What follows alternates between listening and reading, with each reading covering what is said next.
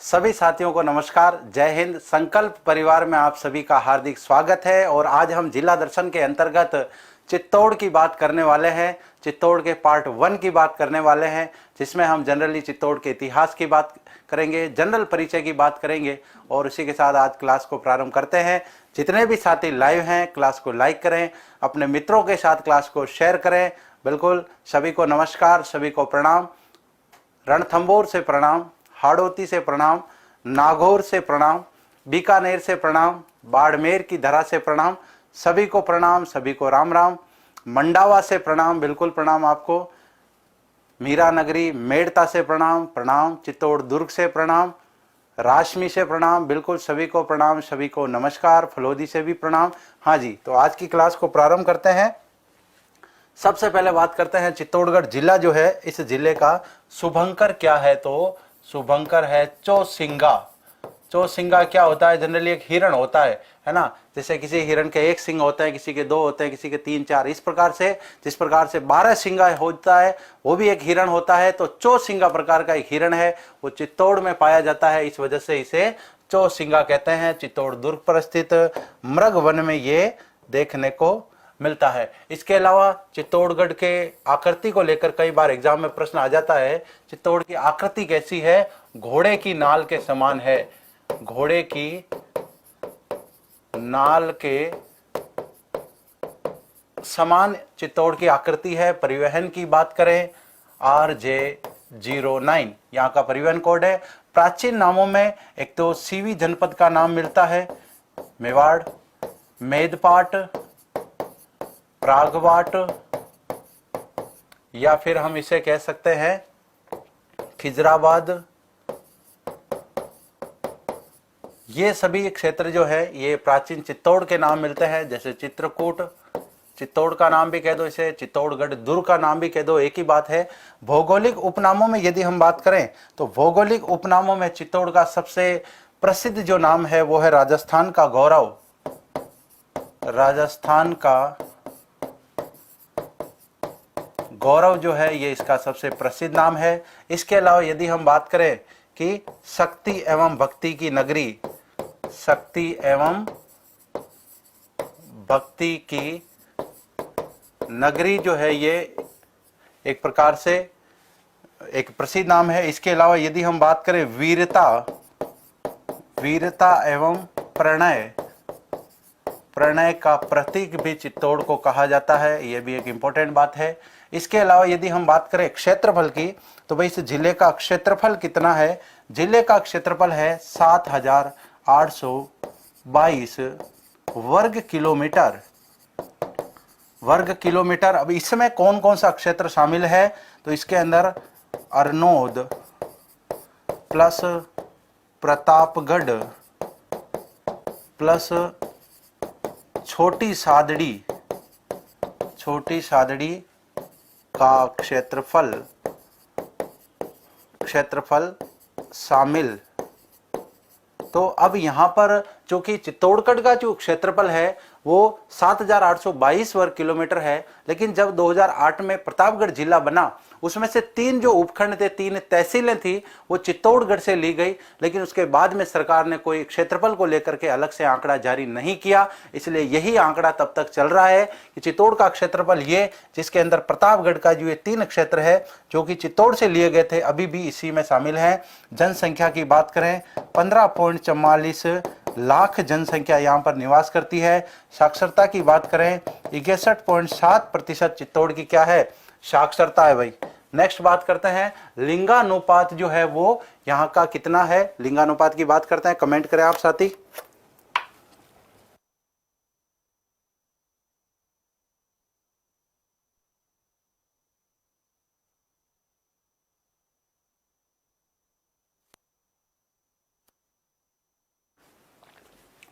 तो यहां पर यदि हम लिंगानुपात की बात करें कि चित्तौड़ का लिंगानुपात कितना है, 972 यहाँ का लिंगानुपात है। इसके अलावा जनघनत्व की बात करें तो 197 व्यक्ति प्रति वर्ग किलोमीटर जो है वो यहाँ का जनसंख्या घनत्व है। इसके अलावा यहाँ पर तहसीलों की बात करें तो बड़े बड़े क्षेत्र जो कि यहाँ पर आपको दिख रहे हैं, रावतभाटा, बेगू, गंगरार, राशमी, कप्पासन, भदेसर, डूंगला, बड़ी सादड़ी, निम्बाड़ा और चित्तौड़गढ़, ये सभी तहसील क्षेत्र यहाँ पर शामिल हैं। तो बात करते हैं सबसे पहले तहसीलों में चित्तौड़ की। चित्तौड़ भी एक तहसील है।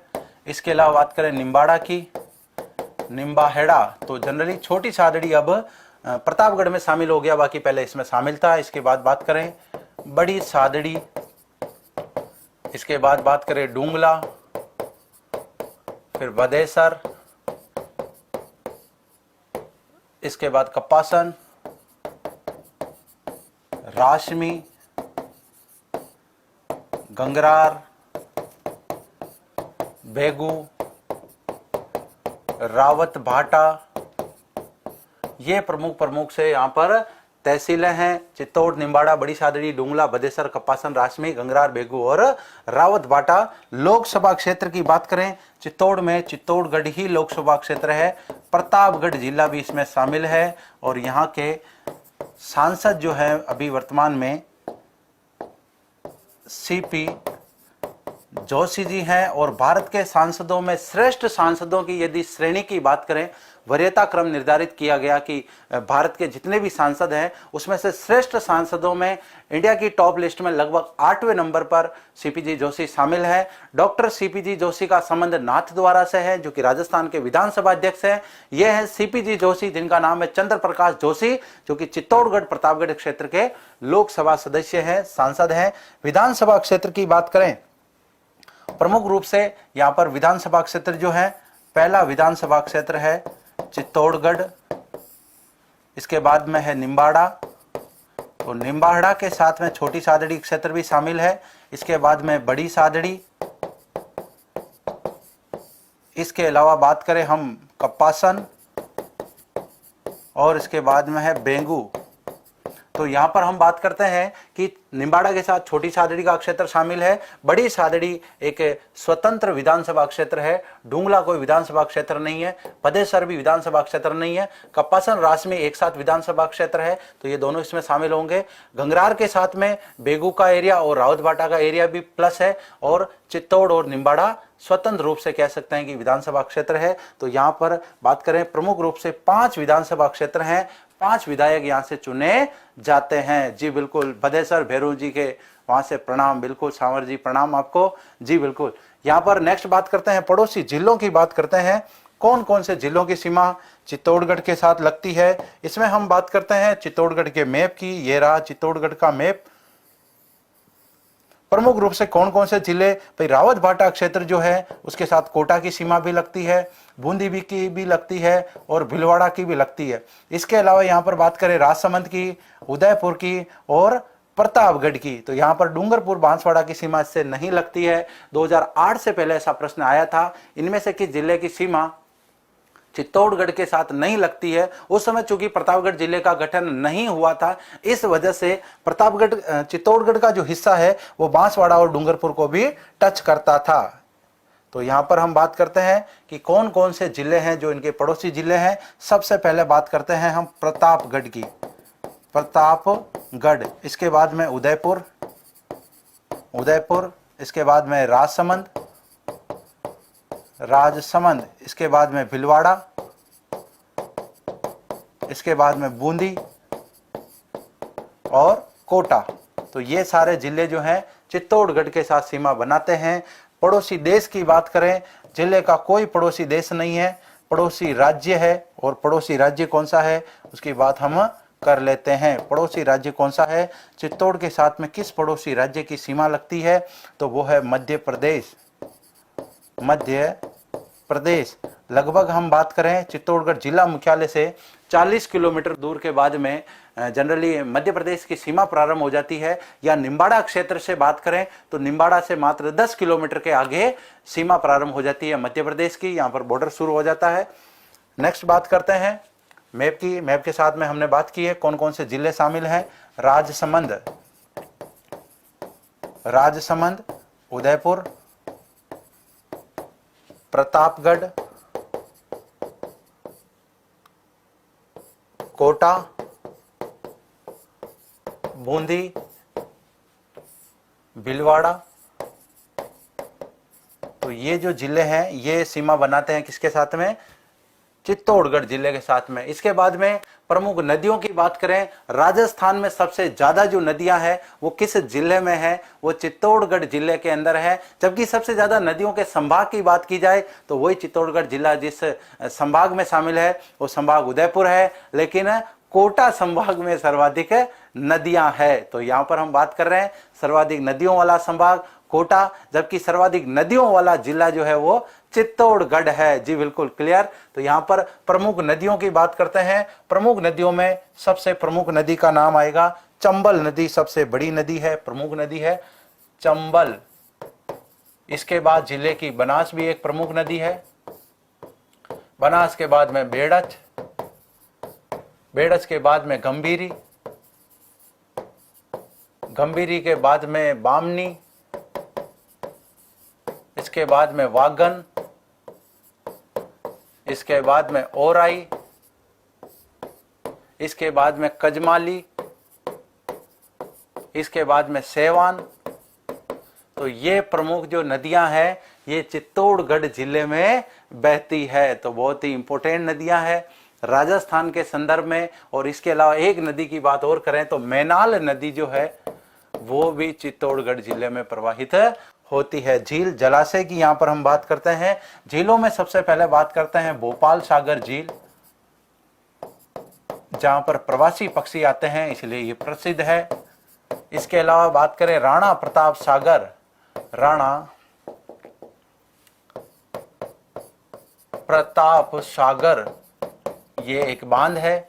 इसके अलावा बात करें मातृकुंडिया बांध, मातृकुंडिया बांध, गोसुंडा बांध, गोसुंडा बांध, ओराई बांध, ओराई बांध, और एक लास्ट बच गया गंभीरी बांध, गंभीरी बांध। तो ये प्रमुख रूप से चित्तौड़गढ़ जिले में स्थित बांध है। नदियां ज्यादा है तो बांध भी संख्या अच्छी खासी है। अब यहाँ पर हम बात करते हैं कि यहाँ पर जो राष्ट्रीय राजमार्ग गुजरते हैं वो कौन से, चूंकि यहाँ पर रेल मार्ग है, हवाई मार्ग नहीं है। नियरेस्ट हवाई अड्डा महाराणा प्रताप हवाई अड्डा उदयपुर वाला पड़ता है।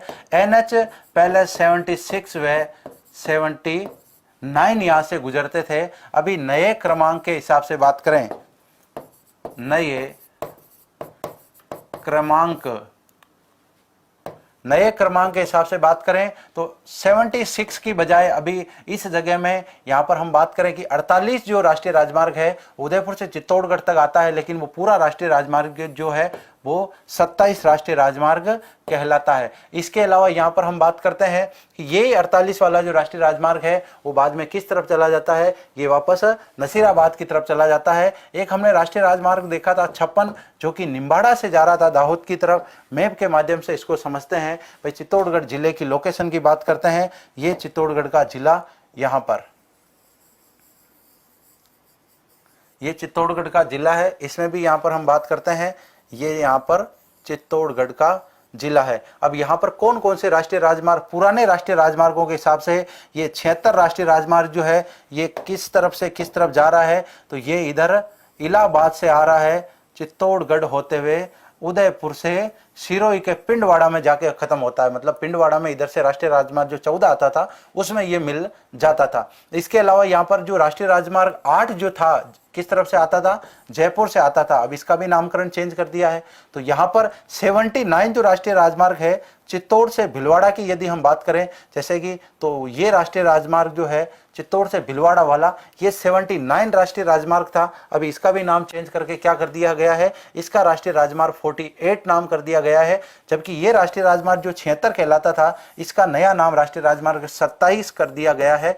लेकिन यहाँ पर हम बात करें कि उदयपुर से लेकर चित्तौड़गढ़ तक जो है ये 48 राष्ट्रीय राजमार्ग है, यही गुजरता है। इसके बाद में 56 राष्ट्रीय राजमार्ग जो है ये चित्तौड़ निम्बाड़ा से होते हुए इधर आपके प्रतापगढ़ होते हुए इधर चला जाता है वापस गुजरात की तरफ। और इसके अलावा हम बात करें कि राष्ट्रीय राजमार्ग जो 58 है, ये राष्ट्रीय राजमार्ग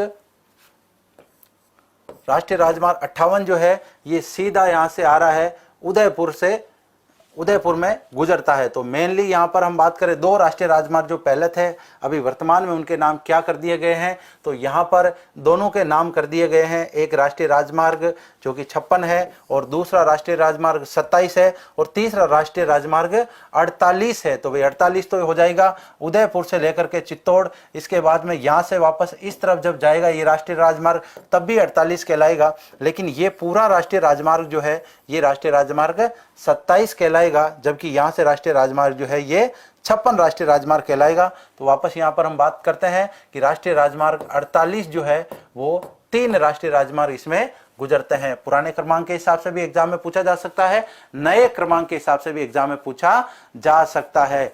जी बिल्कुल, तो क्लियर है सभी को? हाँ जी, मीरा की नगरी से प्रणाम। मिट्टियों की बात करते हैं तो जनरली चित्तौड़गढ़ का जो जिला है, चित्तौड़गढ़ जिला कोटा संभाग से समीपता रखता है। तो यहाँ पर कौन सी मिट्टी पाई जाएगी? लाल व मध्यम काली मिट्टी, मध्यम काली मिट्टी यहाँ पर देखने को मिलेगी। इसके अलावा लाल लोमी मिट्टी भी यहाँ पर आपको मिलेगी, लाल लोमी मिट्टी। ये मिट्टियों के प्रकार है जो हम डिटेल से भूगोल के संदर्भ में पढ़ते हैं। जलवायु की यदि हम बात करें तो संपूर्ण जिले की यदि बात करें तो एक ही नाम आ जाएगा, आर्द्र जिला। और यदि ऑप्शन में यह ना हो तो यहाँ पर हम उप आर्द्र जिला भी इसे कह सकते हैं।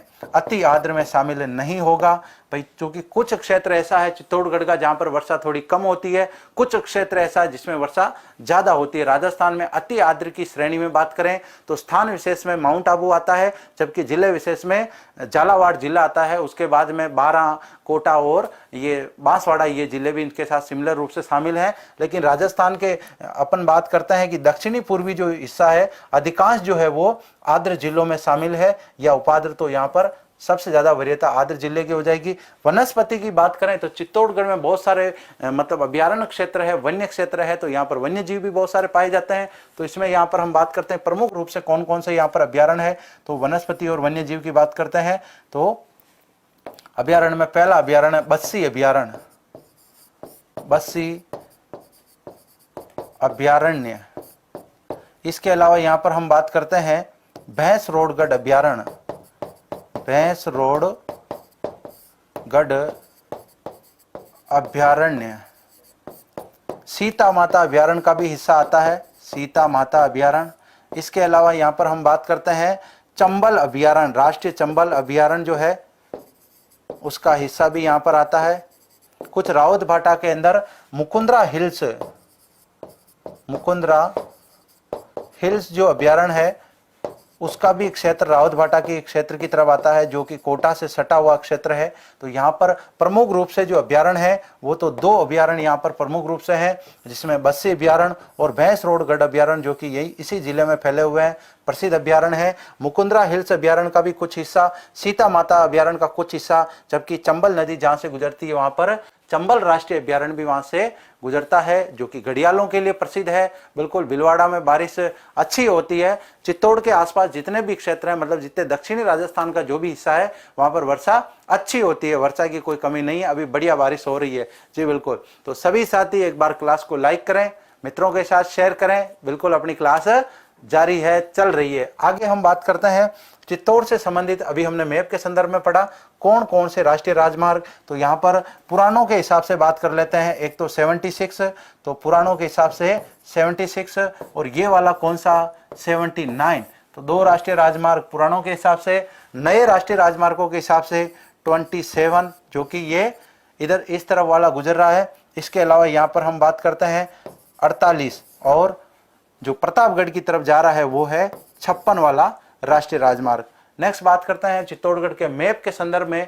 डायरेक्टली कई बार एग्जाम में सीधा प्रश्न पूछ लिया जाता है, ये स्थान क्यों फेमस है, किसके लिए फेमस है। इस प्रकार के जब प्रश्न आ जाते हैं तो डायरेक्ट हमें मैप के बारे में जानकारी होनी चाहिए। तो हर जिले के मैप के बारे में, चूंकि जिनका गृह जिला है उनको तो मैप पढ़ने में आसानी होगी, दूसरे भी साथी थोड़ा प्रयास करें इसको पढ़ने का, क्योंकि एग्जाम पॉइंट व्यू से ये इंपॉर्टेंट है। रावत भाटा की बात करें, रावत भाटा को राजस्थान में राजस्थान की अणु नगरी कहा जाता है। राजस्थान की अणु नगरी, राजस्थान की परमाणु नगरी जो है, राजस्थान का शक्ति स्थल जो है वो कहलाता है पोखरण। तो राजस्थान की अणु नगरी कहते हैं। यहां पर भारी जल संयंत्र भी स्थित है, भारी जल संयंत्र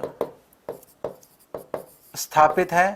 इसके अलावा यहीं पर राणा प्रताप सागर भी बांध बना हुआ है। राणा प्रताप सागर बांध जो है वो भी रावत भाटा में है। ये कौन सी नदी पर है? ये चंबल नदी पर है। इसके अलावा यहां पर बात करें, रावत भाटा के निकट ही भैंसरोडगढ़ पड़ता है, जहां पर भैंसरोडगढ़ दुर्ग भी है, भैंसरोडगढ़ अभयारण्य भी है। उसको भी हम अलग से शानदार तरीके से पढ़ेंगे, पर्यटन में उसका हम विस्तृत अध्ययन करेंगे।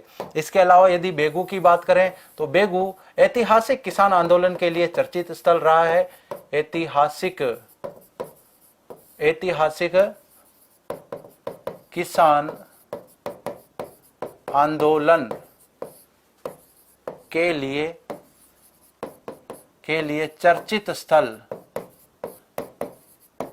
चर्चित स्थल ये रहा है। क्या पृष्ठभूमि रही है इस किसान आंदोलन की, आज हम डिटेल से इसके बारे में बात करने वाले हैं। निम्बाड़ा की यदि हम बात करें तो निम्बाड़ा के यहाँ पर जेके सीमेंट कारखाना स्थापित है। तो ये जो कारखाना है ये राज्य का सबसे बड़ा सीमेंट उत्पादक कारखाना है। निकट ही मांगरोल नामक स्थान पर, मांगरोल में जेके व्हाइट सीमेंट का कारखाना भी यहां पर बना हुआ है। तो राजस्थान में जहां जहां पर व्हाइट सीमेंट के कारखाने हैं उसमें गोटन नागौर का नाम आता है, खारिया खंगार जोधपुर का नाम आता है, और एक जो मांगरोल का नाम आता है वो यही मांगरोल है। एक मांगरोल 12 जिले के अंदर भी पड़ता है। इसके अलावा बड़ी सादड़ी की हम बात करते हैं। बड़ी सादड़ी क्यों प्रसिद्ध है? तो बड़ी सादड़ी में एक तो यहाँ पर राम रावण मेला लगता है। तो वो कितना प्रसिद्ध मेला है, राम रावण मेला लगता है। और निम्बाड़ा की यदि हम बात करें तो निम्बाड़ा में दशहरा मेला लगता है जो प्रसिद्ध है। दशहरा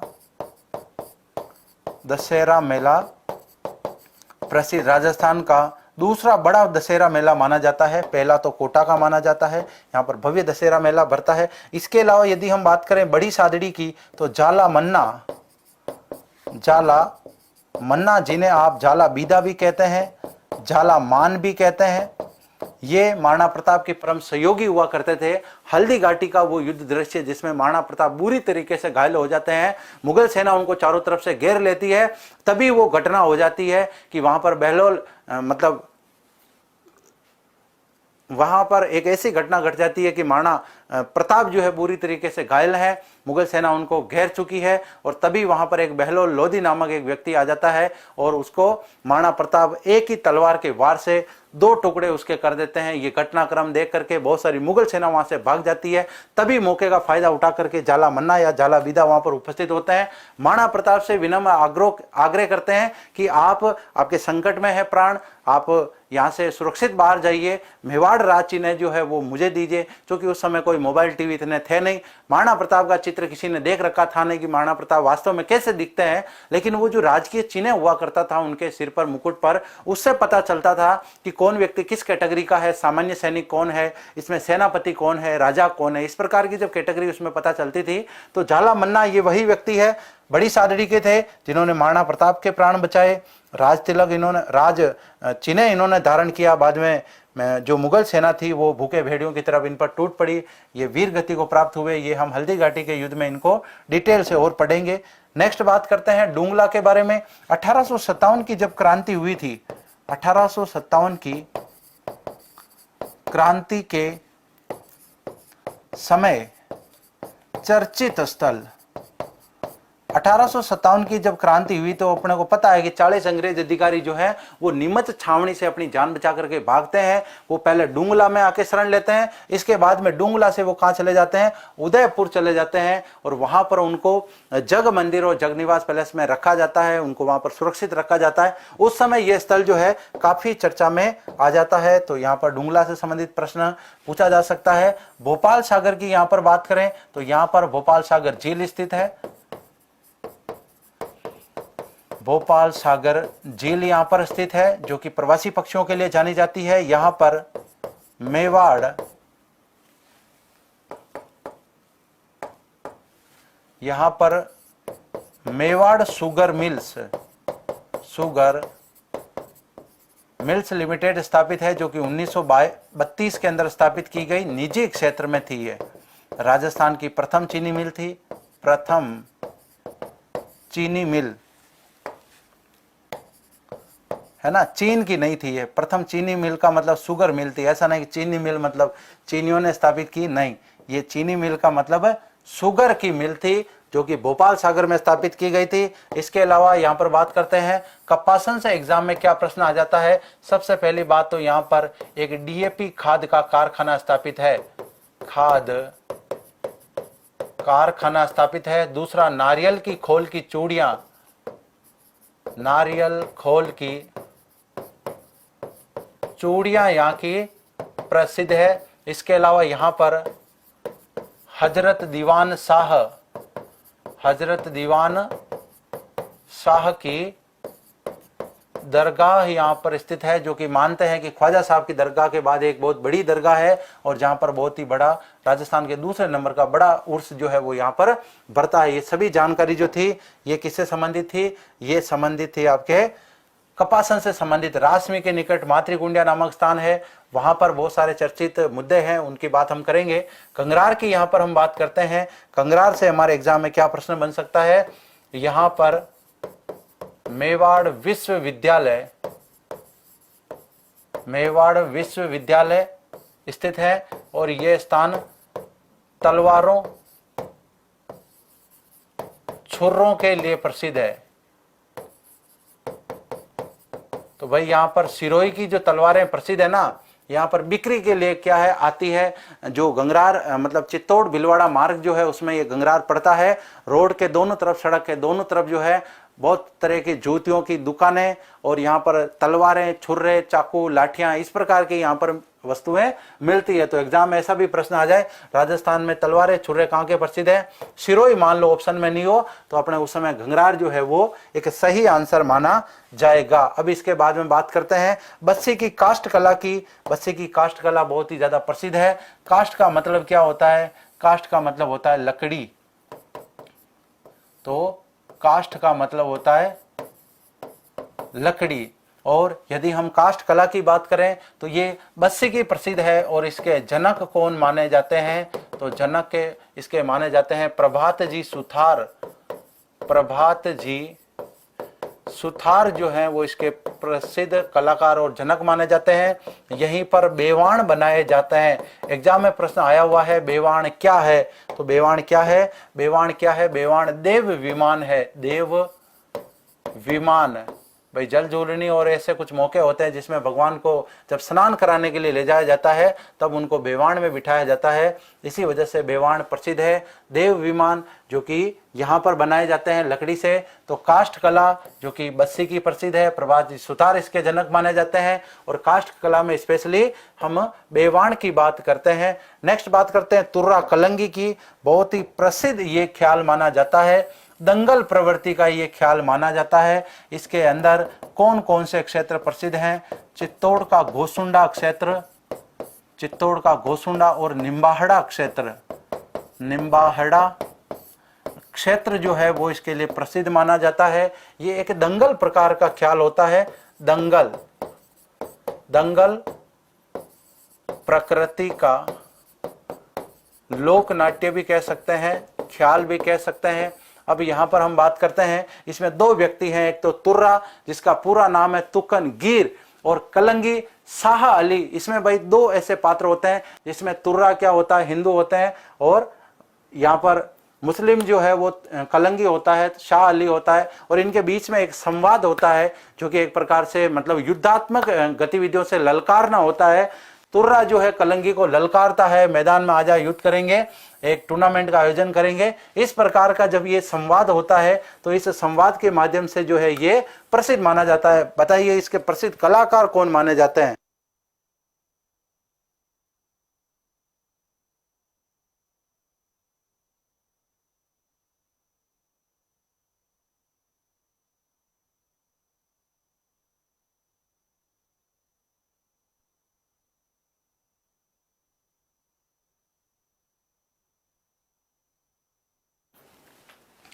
हाँ जी, तो यहाँ पर हम बात कर रहे थे कि ये जो ख्याल है इसके प्रसिद्ध कलाकार जो है वो माने जाते हैं जय दयाल सोनी, जैतराम, और यहाँ पर जय दयाल सोनी, जैतराम, तो ये प्रमुख रूप से इसके कलाकार माने जाते हैं, जिसमें जय दयाल सोनी है, जैतराम है, और एक नाम और आता है, वो आता है हमीद बेग का, हमीद बेग। तो ये प्रमुख कलाकार माने जाते हैं। एग्जाम में प्रश्न आया हुआ है तुर्रा कलंगी के प्रसिद्ध कलाकार कौन माने जाते हैं। तुर्रा कलंगी कहाँ का प्रसिद्ध है, तो भाई गोसुंडा हस्त निर्मित कागज के उद्योग के लिए भी प्रसिद्ध है, सांगानेर भी प्रसिद्ध है जयपुर का, और यहाँ पर तुर्रा कलंगी ख्याल जो है वो किया जाता है। जी बिल्कुल, दयाल जी सोनी है, तलवारों का बहुत शौक है सांवर जी गुजर को, तो बिल्कुल यहाँ पर तलवारें सिरोही की प्रसिद्ध है, वहां से बन के आती है, यहाँ पर भी बनती है, लेकिन यहाँ पर जनरली बेचने का कार्य यहाँ पर किया जाता है। जी बिल्कुल, तो यहाँ पर नेक्स्ट बात करते हैं मोतीलाल जी तेजावत की। मोतीलाल जी तेजावत एक प्रसिद्ध, एक प्रकार से कह सकते हैं सामाजिक कार्यकर्ता हैं। 1920 में इन्होंने एक आंदोलन चलाया था, उस आंदोलन का नाम था एक की आंदोलन, एक की आंदोलन। और ये आंदोलन कहां से शुरू हुआ था, ये आंदोलन मातृकुंडिया से शुरू हुआ था, मातृकुंडिया से शुरू। और ये क्यों चालू किया था, इस आंदोलन का उद्देश्य क्या था, तो आदिवासियों में जन जागृति पैदा करना, आदिवासियों में जन जागृति पैदा करना, और इसमें ये सफल भी रहे। बाद में ये आंदोलन लगभग दक्षिणी राजस्थान का वो हिस्सा जहां पर सबसे ज्यादा भील समुदाय, आदिवासी समुदाय निवास करता है, उनमें ये फैल गया था। आदिवासी इन्हें प्यार से आदिवासियों का मसीहा भी कहते थे, आदिवासियों का मसीहा। तो इनसे संबंधित सबसे ज्यादा जो प्रसिद्ध प्रश्न आता है, एग्जाम में आया हुआ है, आदिवासियों का मसीहा किनको कहा जाता है, भोगीलाल पांड्या को नहीं कहा जाता है, आदिवासियों का मसीहा मोतीलाल जी तेजावत को कहा जाता है। एक ही आंदोलन के प्रणेता माने जाते हैं, एक ही आंदोलन इन्होंने शुरू किया था। और बाद में हम बात करते हैं जब देश आजाद हो गया, प्रमुख क्रांतिकारी के रूप में इनकी पहचान बनी, तब ये चित्तौड़गढ़ व उदयपुर से सांसद रहे। तो इनसे संबंधित दो बात आपको याद रखनी है। एक तो इन्होंने एक ही आंदोलन चलाया, ये आंदोलन कहां से शुरू हुआ था, ये मातृकुंडिया से शुरू हुआ था, और यहीं से इन्होंने इसकी शुरुआत की, और आदिवासियों के इनको मसीहा कहा जाता है। बाद में ये सांसद भी रहे, लेकिन आदिवासियों के मसीहा और एक ही आंदोलन के प्रणेता, ये मोस्ट इंपोर्टेंट इनसे संबंधित बात है। नेक्स्ट बात करते हैं मांगी बाई के बारे में, एग्जाम की दृष्टि से बहुत ही इंपोर्टेंट है मांगी बाई। तो ये वही मांगी बाई है जिसका संबंध 13 ताली से है। तो प्रसिद्ध 13 ताली नृत्यांगना, प्रसिद्ध 13 ताली नृत्यांगना। तो 13 ताली नृत्य के बारे में हम काफी पढ़ चुके हैं, लेकिन इनसे संबंधित, चूंकि भाई चित्तौड़ की निवासी थी, जन्म इनका कहां पर हुआ था, तो चित्तौड़ के बानीना में इनका जन्म हुआ था, बानीना। और इनका ससुराल कहां पर था, ससुराल, तो ससुराल था इनका पादरला गांव में।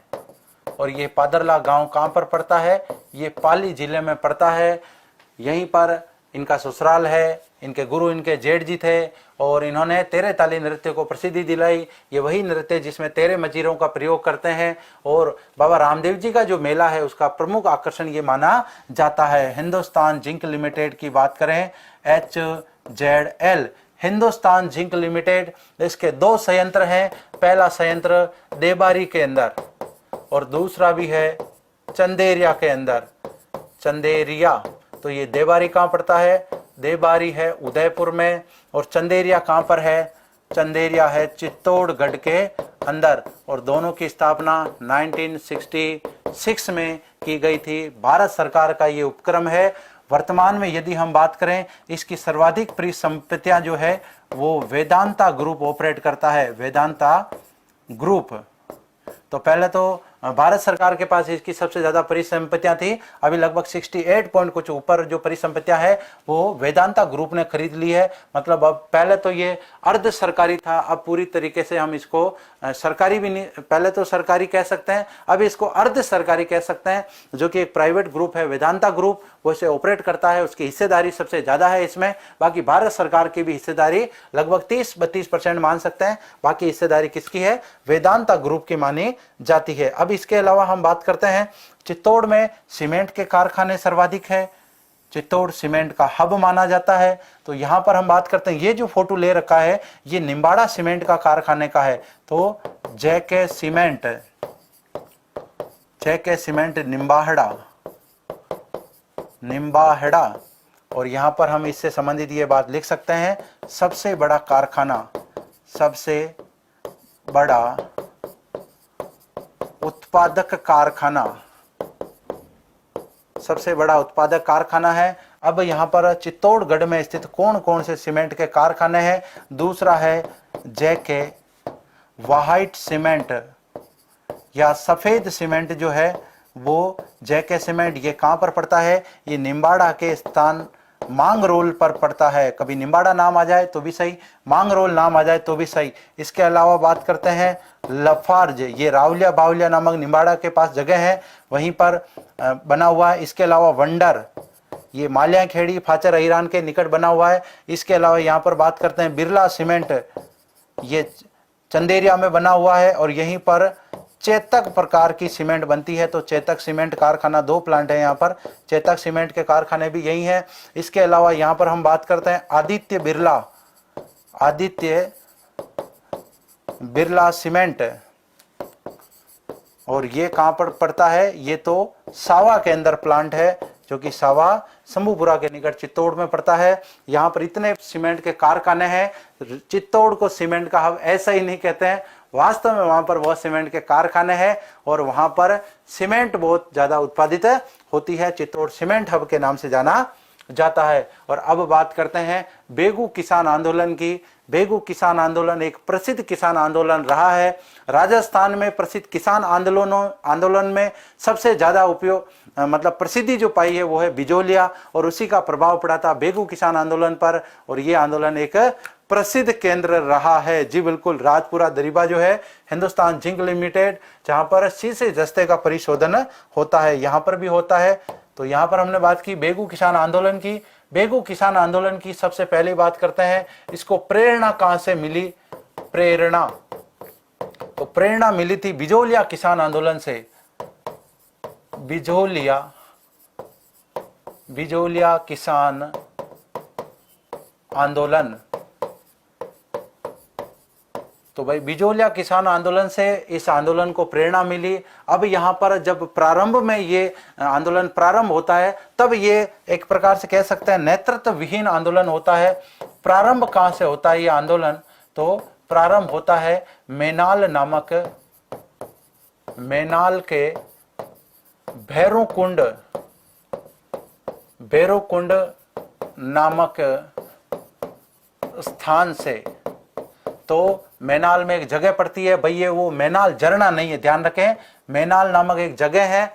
मैनाल झरना भी वही है, मैनाल नदी भी वहां प्रवाहित होती है। उस समय ये सभी मेवाड़ के अंदर हुआ करते थे, तो उस समय जिलों का डिवाइडेशन था नहीं। मैनाल की बात करें, प्रारंभ कब हुआ था ये आंदोलन? 1921 में ये आंदोलन प्रारंभ होता है। बिजोलिया किसान आंदोलन का इस पर सर्वाधिक प्रभाव पड़ता है। पर ये आंदोलन प्रारंभ कैसे होता है? सबसे पहले हम यहाँ पर बात करते हैं कि बिजोलिया किसान आंदोलन जो चल रहा था वो लगभग आसपास के सभी क्षेत्रों में चर्चित था। जैसा कि बूंदी इससे सटा हुआ एरिया है, वहां पर चर्चित क्षेत्र था। बेगू इससे सटा हुआ एरिया है, यहाँ पर भी चर्चित क्षेत्र था। तो यहाँ के कुछ किसान इकट्ठे हुए मैनाल नामक भैरवकुंड जगह पर, यहाँ पर इकट्ठे हुए और उन्होंने निर्णय लिया हम सभी जाकर के विजय सिंह जी पथिक से मिलेंगे और उनसे अनुरोध करेंगे कि हमारे यहाँ पर भी इस प्रकार की समस्याएं हो रही है। लगभग 53 प्रकार के कर जो है हमारे ठाकुर अनूप सिंह जी के द्वारा लिए जा रहे हैं, आप हमें इन करों से निजात दिलाइए और आप हमारी मध्यस्थता कीजिए, मतलब हमारा नेतृत्व आपको करना है। बिल्कुल, तो यहाँ पर बिल्कुल यूट्यूब से पढ़ के सरकारी नौकरी प्राप्त की जा सकती है। बस बाकायदा इतना ध्यान रखें कि जब ये क्लास हो रही है हमारा ध्यान यहाँ पर है कि नहीं है, बहुत ज़्यादा इंपॉर्टेंट ये है। ये कंटेंट आपको ऑफलाइन क्लासों में भी नहीं मिलता है, इतना भी आप ध्यान रखें। ऑफलाइन क्लासों में जनरली ज़्यादातर तो ट्रेंडिंग बातें की जाती है, बातें ज़्यादा होती है, लिखाया कम जाता है।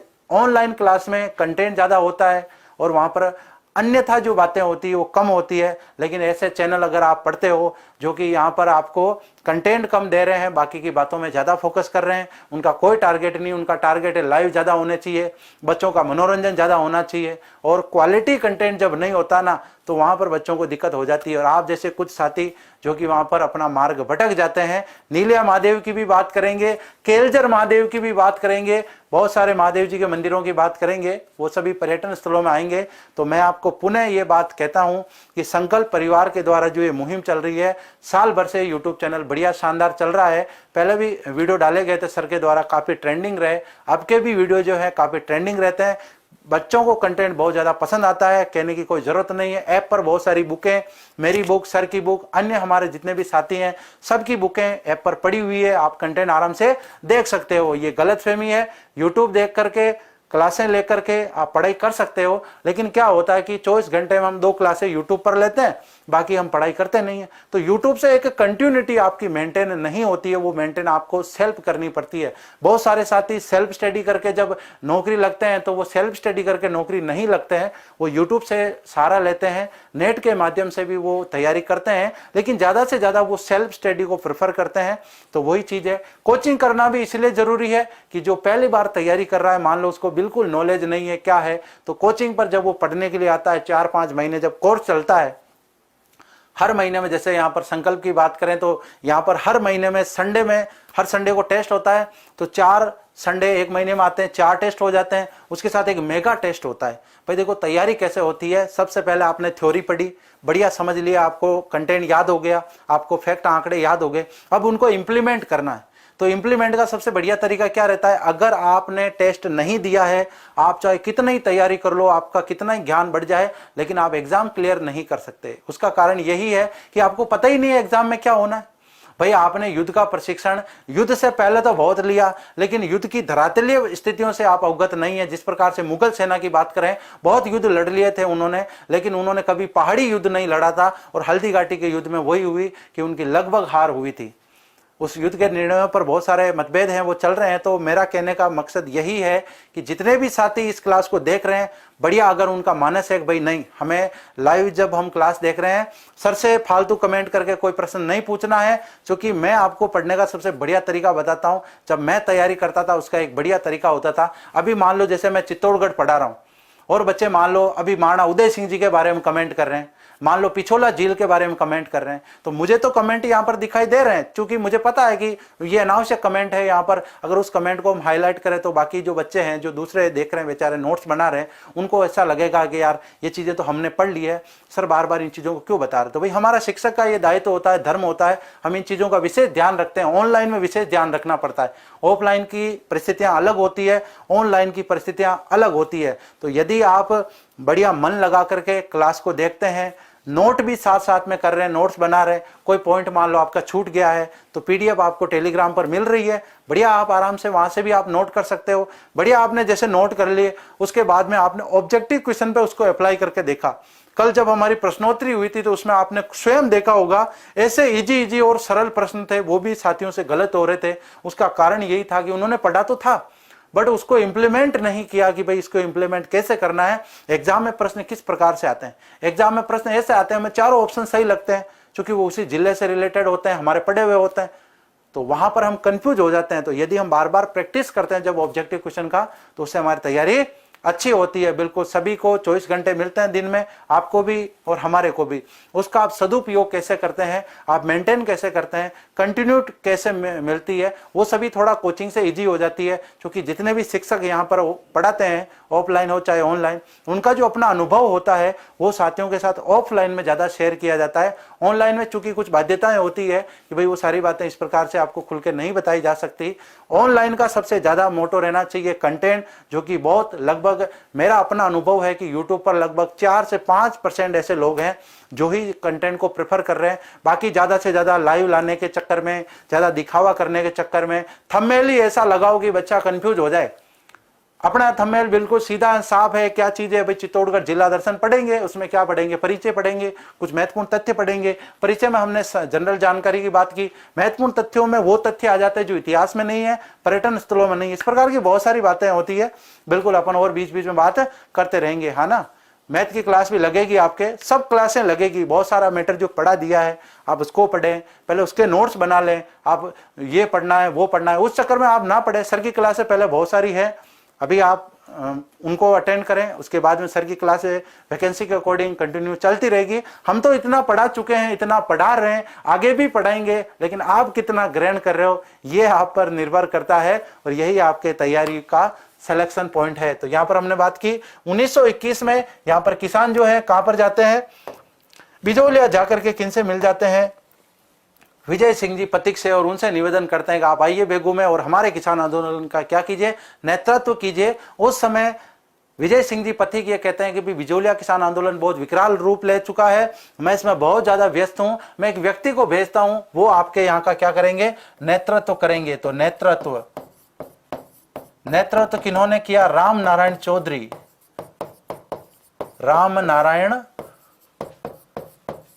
चौधरी। और ये जो थे राजस्थान सेवा संघ के क्या थे, मंत्री थे, राजस्थान सेवा संघ के मंत्री हुआ करते थे। सबसे विश्वास पात्र थे किनके, विजय सिंह जी पथिक के। इसके अलावा दूसरा नेतृत्व जो है वो विजय सिंह जी पथिक का नाम भी आ जाता है, विजय सिंह पथिक। लेकिन आप यहां पर ध्यान रखें, ये नाम जो है ये गौण नाम है, ठीक है ना। ये सबसे ज्यादा इंपॉर्टेंट नाम क्या है ये याद रखना है, ऑप्शन में ना हो। जनरली यहां लिखते हैं, अभी बच्चों के कमेंट आना शुरू हो जाएंगे, सर विजय सिंह जी पथिक जो है उन्होंने बिजौलिया किसान आंदोलन का नेतृत्व किया था, उन्होंने बेगू का थोड़ी किया था। तो लेकिन यहां पर हम बात करते हैं बिजौलिया किसान आंदोलन का प्रारंभिक नेतृत्व जो है वो साधु सीताराम दास ने किया था। उसके बाद में विजय सिंह जी ने क्या किया था, उनको गाइडलाइन प्रदान की। इसी प्रकार से बेगू किसान आंदोलन जो है राम नारायण जी चौधरी के द्वारा इसको नेतृत्व दिया जाता है, लेकिन मार्गदर्शन किसका रहता है, वो विजय सिंह जी पथिक का रहता है। तो यहां पर हम कह सकते हैं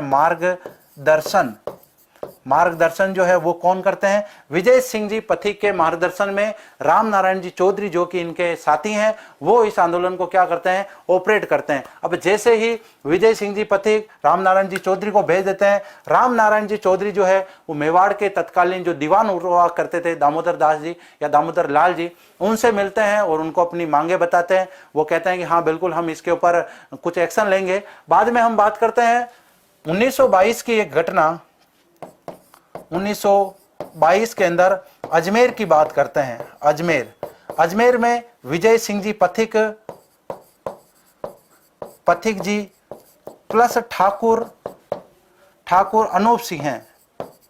ठाकुर अनूप सिंह कौन था, बेगू का ठिकानेदार हुआ करता था। इसको बुला लिया विजय सिंह जी पथिक ने, और विजय सिंह जी पथिक ने कह दिया यहां पर आइए आप और यहां पर क्या कीजिए, समझौता कीजिए किसानों के साथ में, और इनकी जो मांगे हैं वो मान लीजिए, नहीं तो बाकी बाद में मामला गड़बड़ हो सकता है। तो ये जो समझौता हुआ था, समझौता, अब जब यहां पर समझौता किसके द्वारा किया जा रहा है, ठाकुर अनूप सिंह जी के द्वारा। और उस समय अपने मेवाड़ के महाराणा फतेह सिंह जी, जब उनको इस समझौते के बारे में पता चलता है तो वो कहते हैं ये तो क्या है, बोल्शेविक समझौता है। या इसके बाद में जो ट्रेंच आयोग गठन किया जाता है वो भी इसे बोल्शेविक समझौते की संज्ञा देते हैं। और यहाँ पर फतेह सिंह जी अपनी बात पर अड़ जाते हैं कि भाई आप कौन होते हो यहाँ पर ये संधि करने वाले, समझौता करने वाले, मेवाड़ के महाराणा हम हैं, ठिकाना हमारे अधीन है, हम इस समझौते से खुश नहीं है। मतलब यहाँ पर मामला उल्टा हो गया।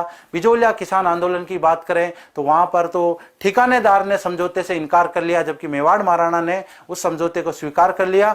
यहाँ पर ठिकानेदार इस समझौते को स्वीकार कर रहे हैं, जबकि मेवाड़ महाराणा मना कर रहे हैं कि भाई नहीं, यहाँ पर हम इस समझौते से एग्री नहीं है। बाद में बिल्कुल सही है, इसे नजरबंद कर दिया गया अनूप सिंह जी को, और बाद में एक ट्रेंच आयोग का गठन किया गया। एग्जाम में आपके प्रश्न यही बनता है, ट्रेंच आयोग का संबंध किससे है, ट्रेंच आयोग। उन्होंने कहा भाई बिल्कुल पता करो देखें, और इन्होंने यहां पर हम बात करें बोल्शेविक संज्ञा,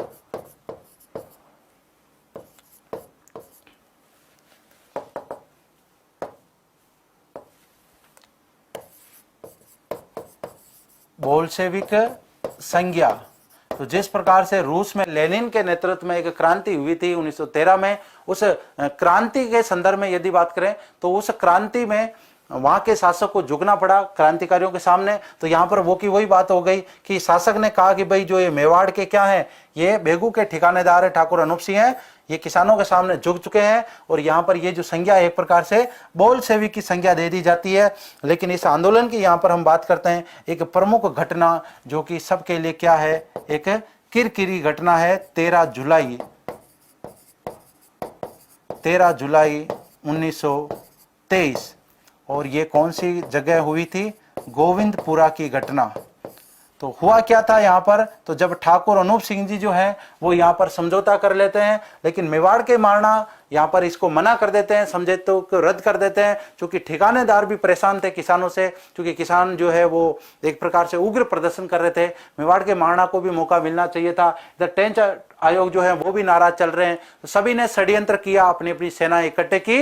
इनको पता था कि एक ऐसा दिन है 13 जुलाई जब किसान यहाँ पर इकट्ठे हो रहे हैं गोविंदपुरा में और एक सभा करेंगे, और यहाँ पर आकर के रियासती सेना ने, ठिकानेदारों के लोगों ने यहाँ पर आके गोलीबारी कर दी। और इसी में इस घटनाक्रम की हम बात करें तो रूपा जी कृपा जी शहीद हो गए। रूपा जी कृपा जी शहीद, तो रूपा जी कृपा जी यहाँ पर शहीद हो गए। इसके बाद में विजय सिंह जी पथिक को जब इस घटना के बारे में पता चलता है, विजय सिंह जी पथिक स्वयं यहाँ पर आते हैं घटना का पता लगाने, तभी उनको रियासती सेना के द्वारा गिरफ्तार कर लिया जाता है, और इसी प्रकार से ये आंदोलन समाप्त हो जाता है। बिल्कुल लाठीचार्ज हो गया था, गोलीबारी हो गई, उसमें रूपा जी कृपा जी जो है शहीद हो गए। अब ये पूरा किसान आंदोलन हमने पढ़ा। एग्जाम की दृष्टि से क्या क्या इंपॉर्टेंट है याद रखें। पहला प्रश्न तो यही आ जाता है कि किस आंदोलन की प्रेरणा से इस किसान आंदोलन ने अपनी जड़ें मजबूत की या फिर शुरुआत हुई। तो प्रेरणा मिली थी बिजोलिया किसान आंदोलन से। प्रारंभ कहां से होता है ये आंदोलन, मैनाल के एक भैरवकुंड नामक स्थान से प्रारंभ होता है, 1921 में प्रारंभ होता है। नेतृत्व करने के लिए विजय सिंह जी पथिक जो हैं वो उसके मार्गदर्शक रहते हैं, नेतृत्व मेन नेतृत्व इनका ही रहता है। लेकिन मौके पर किसको भेजते हैं, राम नारायण जी चौधरी को मौके पर भेजते हैं। ये राजस्थान सेवा संघ के मंत्री हुआ करते थे और विश्वस्त व्यक्ति थे, किनके, विजय सिंह जी पथिक के। 1922 में अजमेर में, चूंकि पथिक जी को पता था कि यहाँ पर अगर समझौता कराएंगे तो मामला गड़बड़ हो जाएगा, अजमेर बुला लिया ठाकुर अनूप सिंह जी को, और यहाँ पर किसानों के बीच में एक समझौता करवाया। लेकिन मेवाड़ के महाराणा फतेह सिंह जी ने कह दिया कि भाई शासक तो हम हैं मेवाड़ के, आप कौन होते हो यहाँ पर समझौता करने वाले। तो यहाँ पर ये समझौता क्या हो गया, रद्द माना गया, इसे बोलशेवी की संज्ञा दे दी। ट्रेंच आयोग का इस आंदोलन के संदर्भ में गठन किया गया था। 13 जुलाई 1923 को गोविंदपुरा में किसान जो थे वो इकट्ठे हो रहे थे, एक सभा हो रही थी, और उस सभा पर लाठीचार्ज गोलीबारी कर दी। शहीद रूपा जी कृपा जी हो गए यहाँ पर। और इस आंदोलन की यदि हम बात करें तो सबसे ज्यादा धाकड़ जाति के किसान इसमें शामिल थे। धाकड़ जाति के किसान, दोनों किसान आंदोलन की बात करें, बेगू और बिजोलिया पास में ही पड़ते हैं दोनों, इसलिए वहां पर सबसे ज्यादा धाकड़ जाति के किसान निवास करते हैं। तो ये बात थी चित्तौड़गढ़ जिला के सामान्य परिचय के संदर्भ में। अब कुछ महत्वपूर्ण ऐसे तथ्य जो चित्तौड़ से संबंधित बहुत ही ज्यादा इंपॉर्टेंट है, तो यहाँ पर हम बात कर लेते हैं चित्तौड़ से संबंधित। यहाँ पर बात करते हैं चित्तौड़ की। सबसे ज्यादा चित्तौड़ किस किस फसलों का उत्पादन करता है, तो यहाँ पर बात करें सर्वाधिक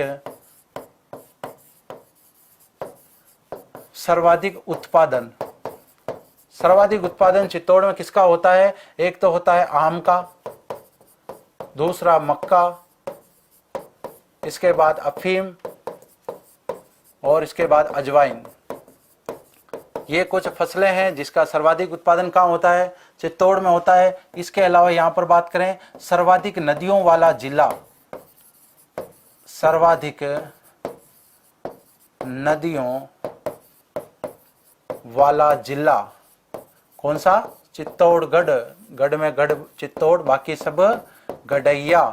और इसके बाद में एक बात और लास्ट में, सीमेंट हब जिला, सीमेंट हब जिला। हब का मतलब सर्वाधिक उत्पादन यहीं पर होता है, सर्वाधिक उत्पादन। तो नदियां कौन कौन सी है इस जिले में, अभी हमने बात की। इसके साथ ही हमने बात की कि चित्तौड़ जिले में सीमेंट के कारखाने कौन कौन से स्थापित हैं। सारी जानकारी आज हमने चित्तौड़ के सामान्य परिचय के संदर्भ में पढ़ी। सभी को नमस्कार, सभी को जय हिंद। कल मिलते हैं एक नई क्लास के साथ। चित्तौड़ के इतिहास की बात करेंगे। सबसे पहले चित्तौड़गढ़ दुर्ग की बात करेंगे। जितने भी साथी नए हैं क्लास को लाइक करें, मित्रों के साथ शेयर करें, चैनल को सब्सक्राइब करना ना भूलें। तब तक के लिए अनुमति। जय हिंद, जय भारत।